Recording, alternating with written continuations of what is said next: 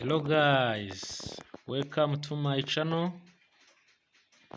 Uburyo TV guys. Turabasuhuje nanone kandi tubaye ikaze kuri YouTube channel yacu Uburyo TV. Reka twongere dushimire cyane we wamaze gukora subscribe, waduteye ingabo mu bitugu.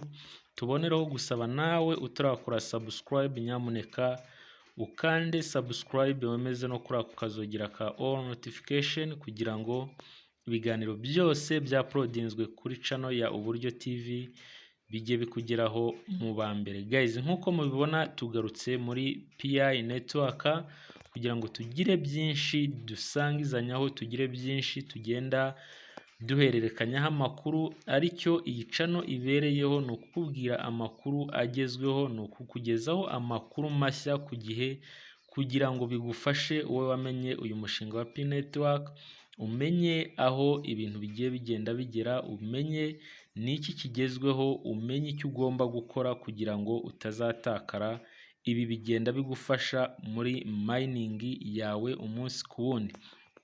Guys, ahangaha rero nibyo twababwiye muri video yacu yabanje. Ntabwo twari duhuze twicaye gusa, twari turi mu bindi bitandukanye, ari nabyo nkubwira ngo nawe wamenye mining online, mining cyangwa se mining platform zikorerwa muri telefone.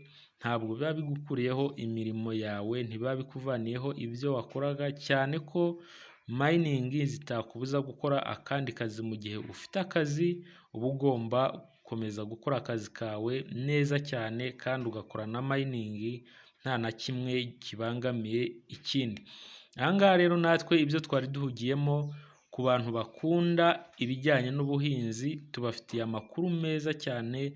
Mu minsi iri imbere turaza kubaha channel murajya mushakiraho amakuru agiye atandukanye ajyanye n'ubuhinzi, uburyo bwo gutubura imbuto zigiye zitandukanye, uburyo bwo kuvangavanga imbuto, urubuto rumwe rukabyara imbuto zirenga 100 ukoze uburyo bwo gutubura imbuto. Ibi ngibi rero muzabibona kuri link tuzabaha mu minsi iraza, cyangwa se kuri channel tuzabaha mu minsi iri imbere, aho tukiri kubitestinga neza ngo bibanze bijye mu buryo, hanyuma tukazabibagezaho nk'abakunzi bacu. Ukunda ibijyanye n'ubuhinzi agakomeza nawe yihugura ku buryo yagira umusaruro mwinshi akoresheje ya tekinike cyangwa se bwa buryo bwo gutubura imbuto ze akazibyazamo umusaruro. Guys, natwe rero nibyo twari duhugiyemo, ariko nanone ntabwo twakirengagiza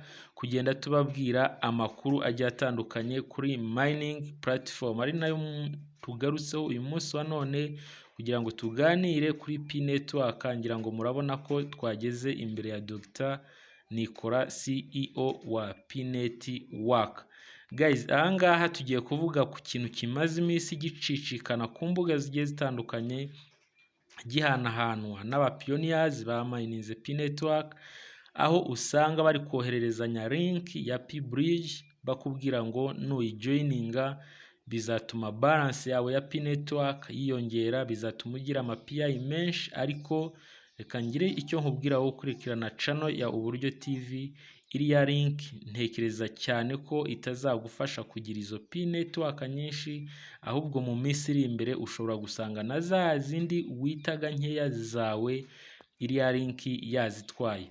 Ahangaha ndagira ngo nkwereke uburyo ushobora gukoresha, nkwereke inzira ushobora kunyuramo kugira ngo wongere PI zawe bitagusabye kujoininga ama link agiye atandukanye, bitagusabye gukoresha ziriya link zindi zigiye zitandukanye kugira ngo wongere balance yawe ya PI.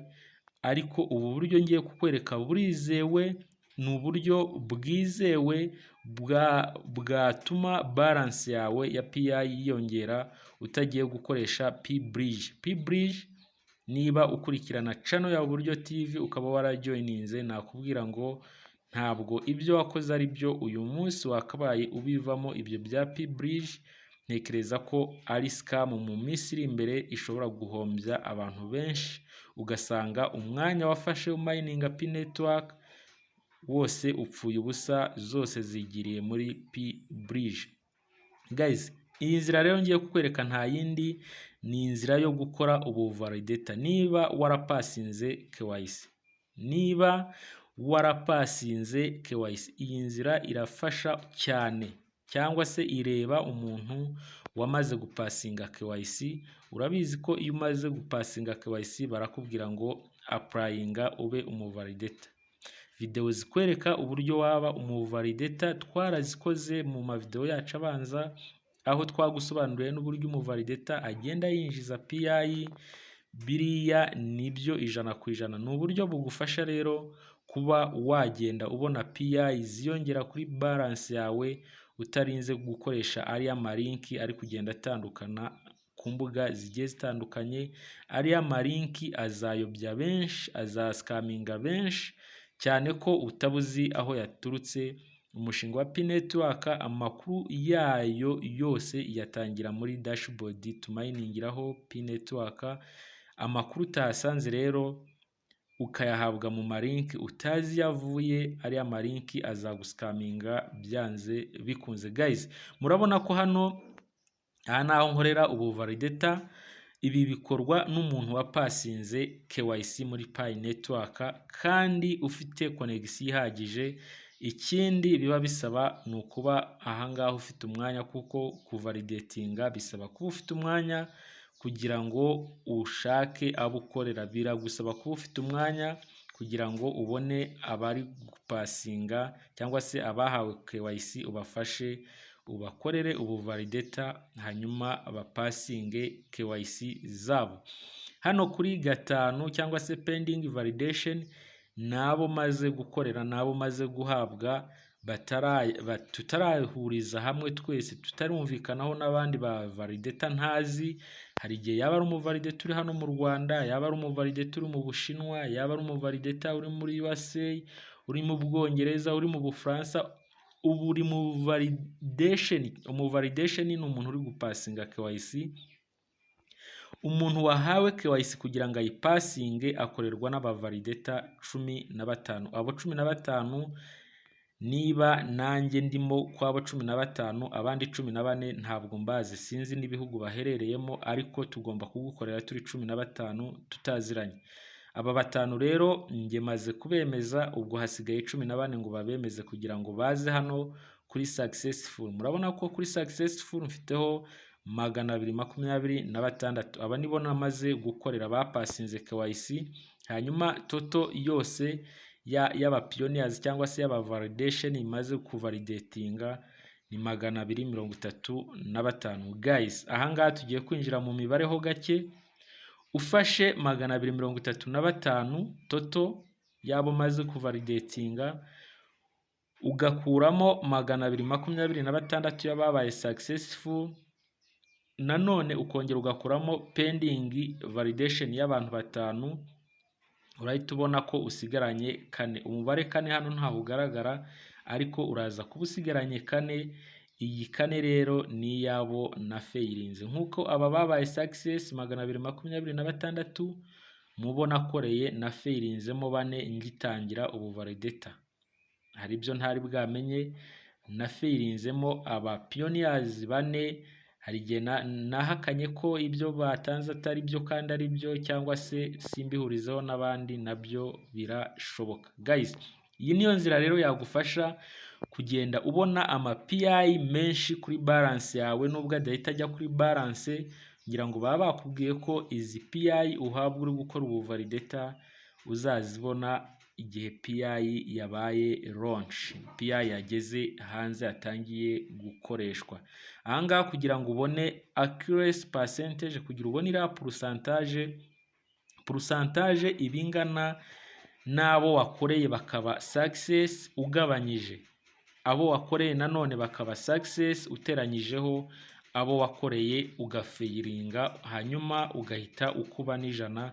Ibi byose nibyo bingana na pourcentage y'aba validation umaze kuvalidatinga. Ibi tugiye kubireba nanone mu mibare uko biba bihagaze.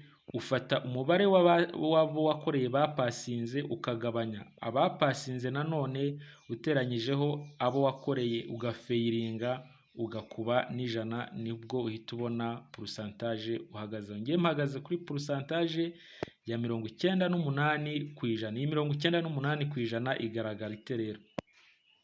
Ndaza mfate abo nakoreye batsinze cyangwa se bapasinze 226, aba pioneers 226, ngabanye mbishyire muri parenthèse 226 nanone bapasinze, nteranyeho ba bane nakubwiye nakoreye bakaba fail. Ngira ngo urabona ko ufashe 4 ugateranyaho 5 bari pending, ugateranyaho 226 nibwo uri bubone 235 toto yose. Hanyuma nindangiza ndakubijana hano hasi mpite mbona ko mfite 98%. Guys, ni gutya uwongera PI zawe kuri balance. Hanyuma umuntu uri kujoininga P bridge nyamuneka sigaho, ahubwo wikorere ubu validator.